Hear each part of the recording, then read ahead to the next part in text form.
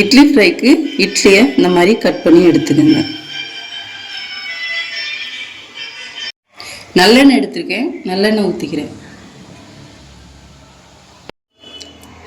4 வரமிளகா 6 பல் பூண்டு பேஸ்ட் பண்ணி வச்சுக்கணும்.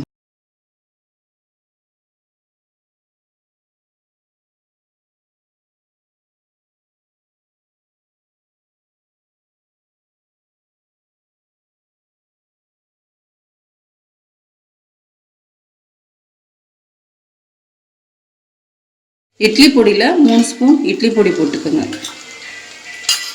போட்டு நல்லா கிளறிக்கணும். தேவையான அளவு உப்பு ஆட் பண்ணிக்கலாம்.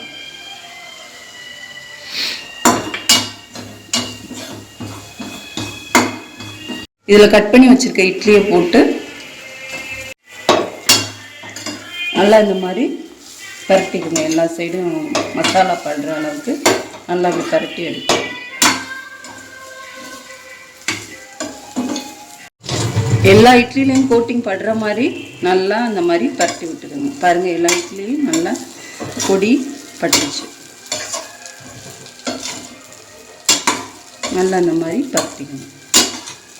இது சாப்பிட்றதுக்கு நல்லா டேஸ்ட்டாக இருக்கும். இட்லி பொடி இருந்தால் போதும், இது உடனே ரெடி பண்ணிடலாம். ரெடி ஆயிடுச்சு நம்மளோட இட்லி ஃப்ரை. செஞ்சு சாப்பிட்டு பாருங்கள்.